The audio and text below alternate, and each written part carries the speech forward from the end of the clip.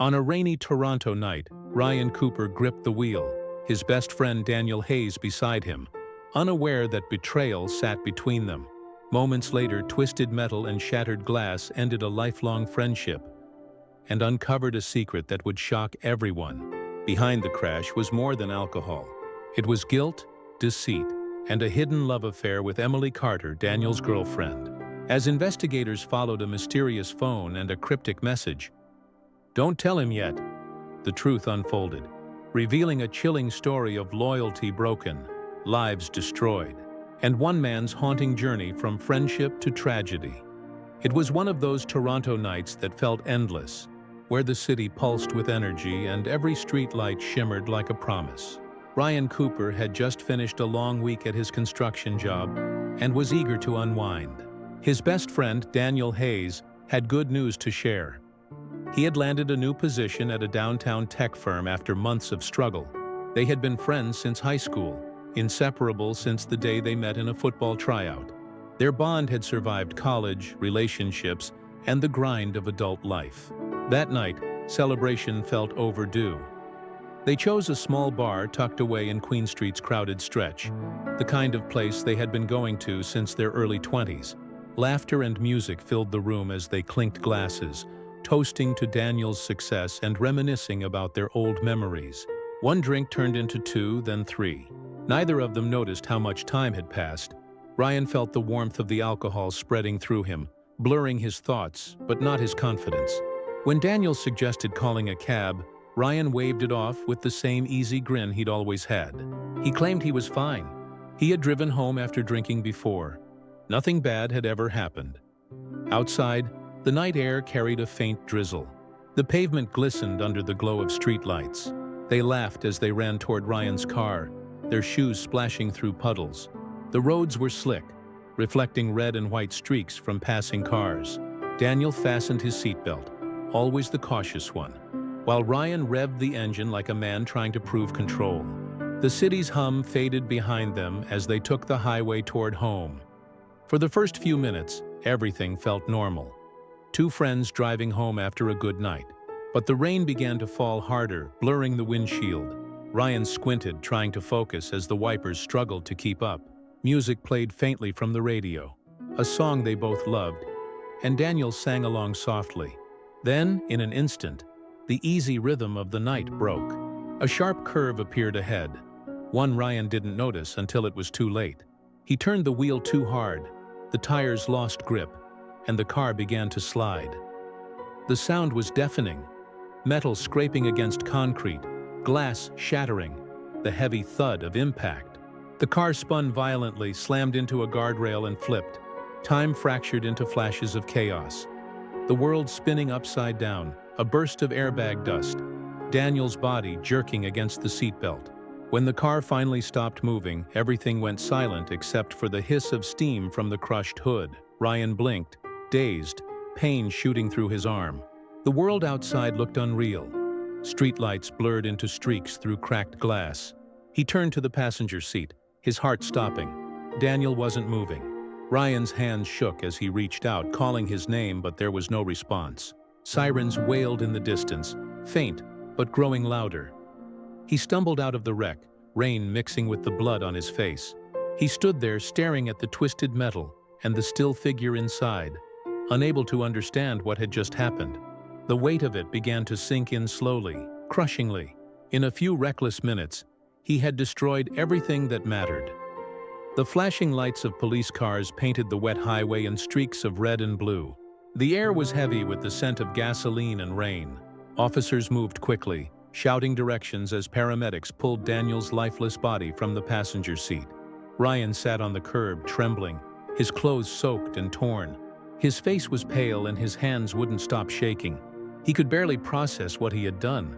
When an officer asked if he had been drinking, he just nodded weakly. A breathalyzer confirmed it.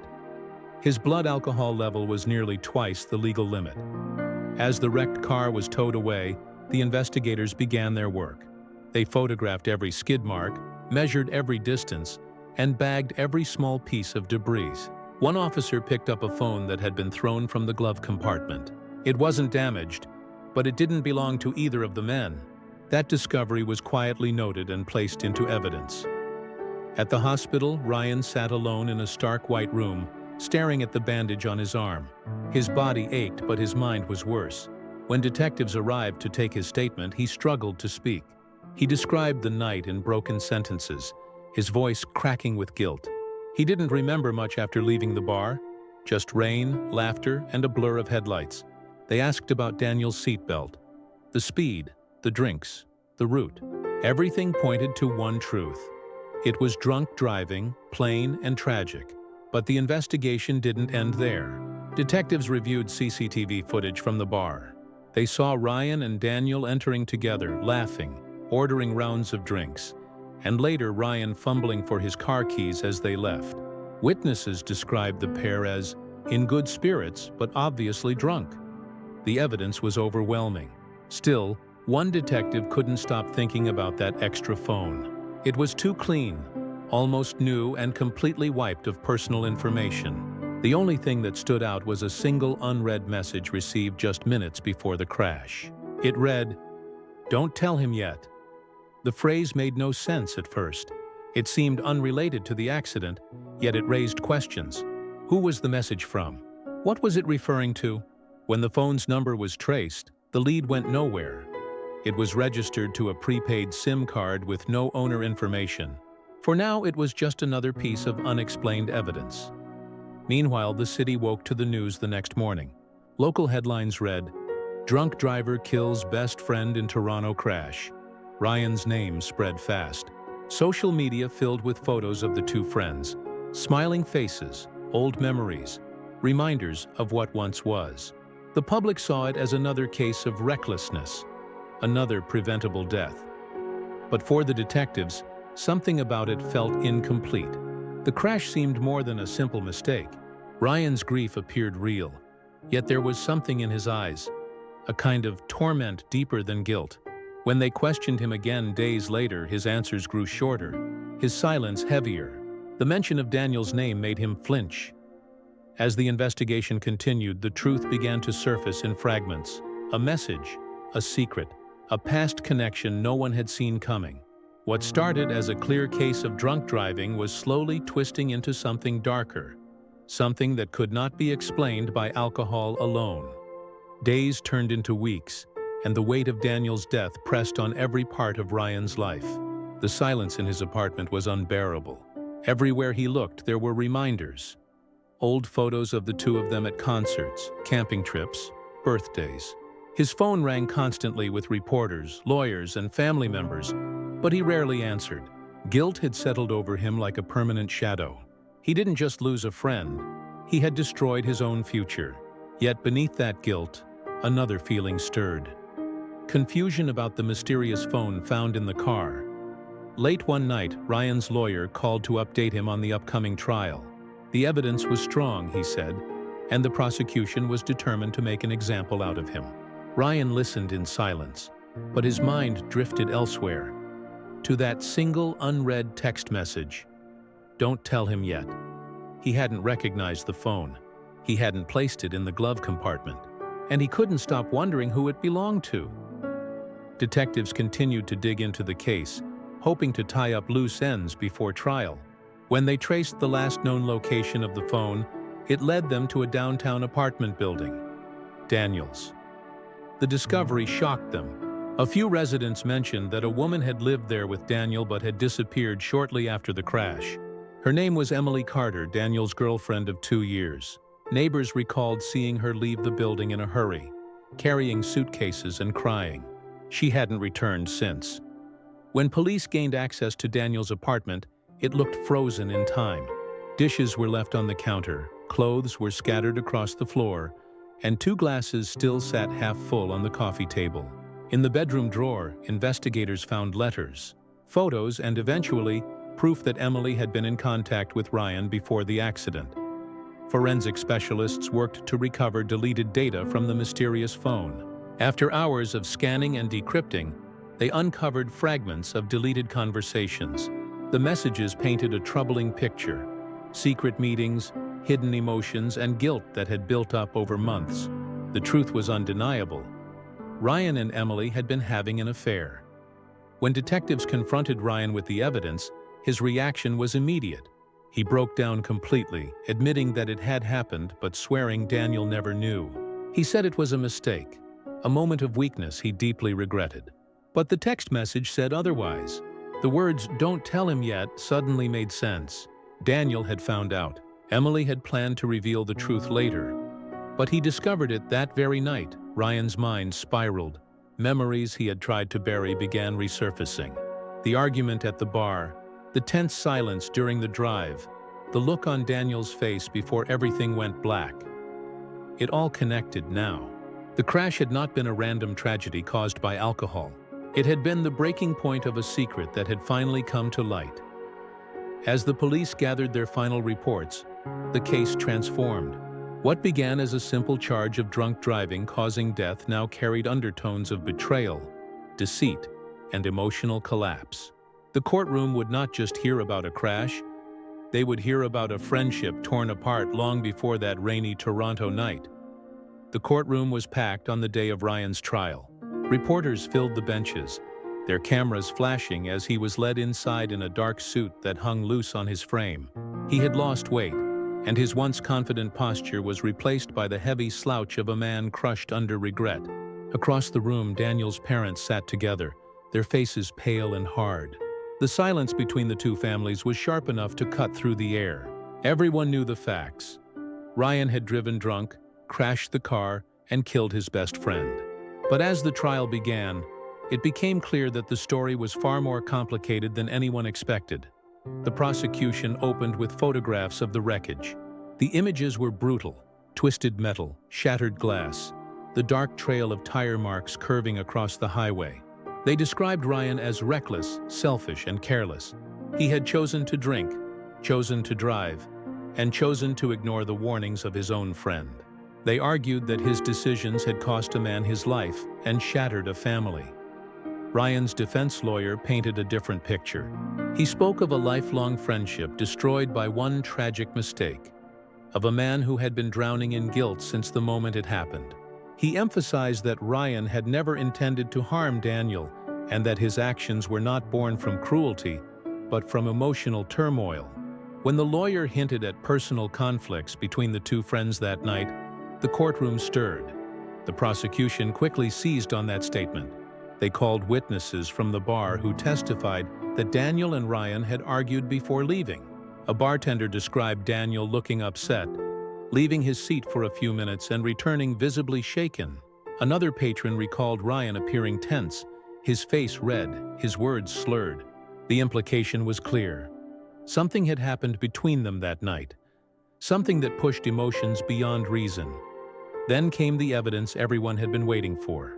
The prosecutors revealed the text message found on the extra phone. "Don't tell him yet," the courtroom murmured.